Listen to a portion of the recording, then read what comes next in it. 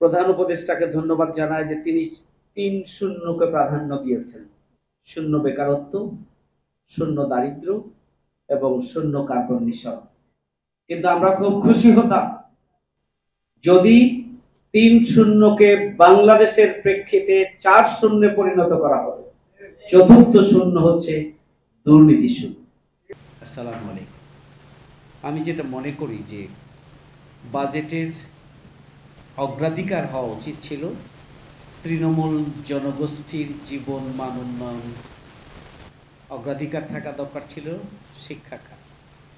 আপনারা খেয়াল করেছেন যে আমাদের শিক্ষা খাতে বাজেট বরাদ্দ কমানো হয়েছে।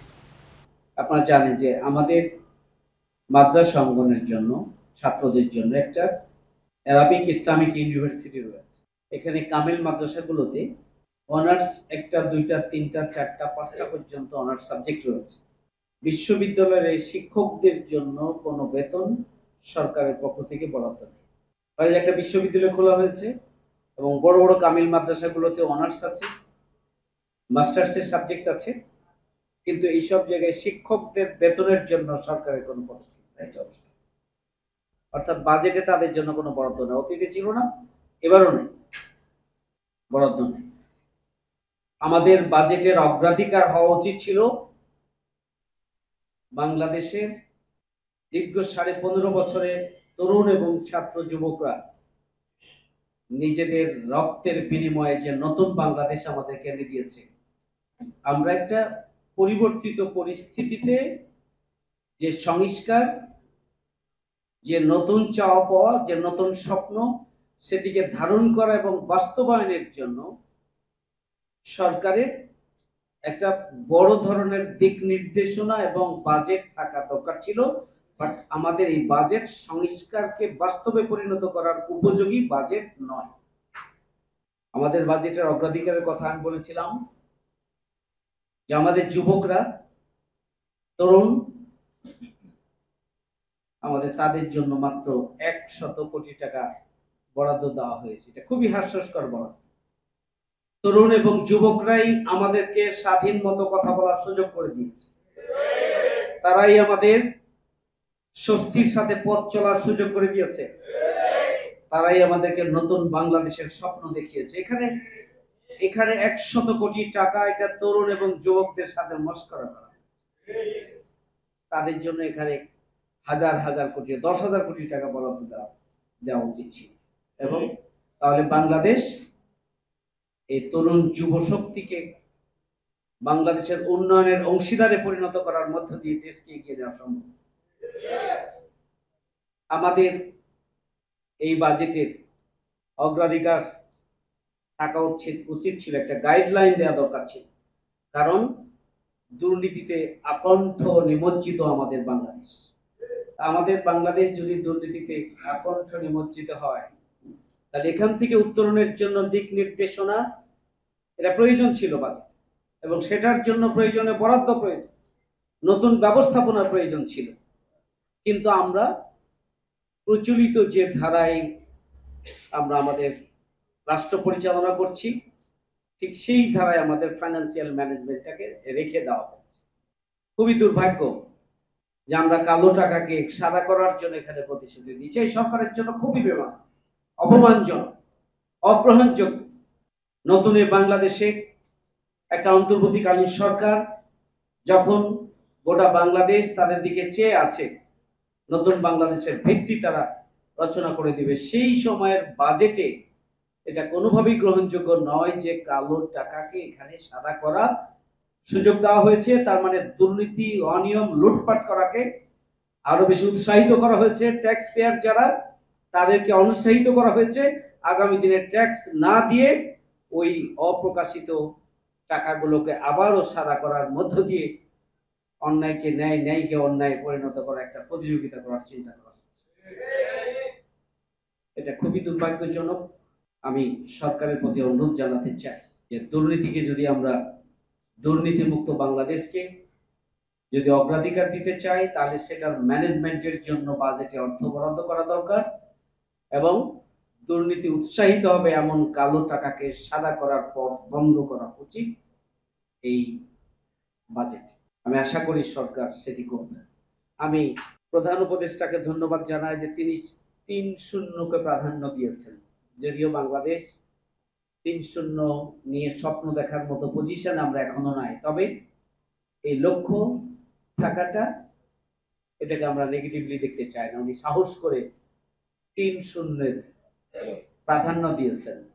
তিনি 0 বেকারত্ব, 0 দারিদ্র এবং 0 কার্বন নিঃসরণ। কিন্তু আমরা খুব খুশি হতাম যদি ৩-০কে বাংলাদেশের প্রেক্ষিতে ৪-০ পরিণত করা হতো। চতুর্থ 0 হচ্ছে দুর্নীতি 0। যদি ৩-০ সাথে দুর্নীতি 0টা যুক্ত হয়ে এই টোটাল বাজেটে তার রিফ্লেকশন হতো, তাহলে আমি মনে করি যে বাংলাদেশের যে স্বপ্ন, যে আকাঙ্ক্ষা এবং বাংলাদেশের সবচেয়ে যে বড় চ্যালেঞ্জ, সমস্যা, সেটিকে চিহ্নিত করা সম্ভব হতো এবং আমরা 0 বেকারত্বের জন্য 0 দুর্নীতি প্রয়োজন, 0 দারিদ্র্যের জন্য 0 দুর্নীতি প্রয়োজন, 0 কার্বন নিঃসরণের জন্য 0 দুর্নীতি। কার্বন নিঃসরণের অর্থাৎ এখানকার পরিবেশের জন্য সম্ভবত আমি যতটুকু দেখলাম 100 কোটি টাকা পরিবেশ উন্নয়নে বরাদ্দ দেওয়া হয়েছে। বাংলাদেশের পরিবেশের যে সার্বিক বিপর্যস্ত অবস্থা, তাতে এখানে 100 কোটি টাকা নয়, আর অনেক বড় বরাদ্দের প্রয়োজন ছিল। আমার কথা লম্বা করার সুযোগ নেই।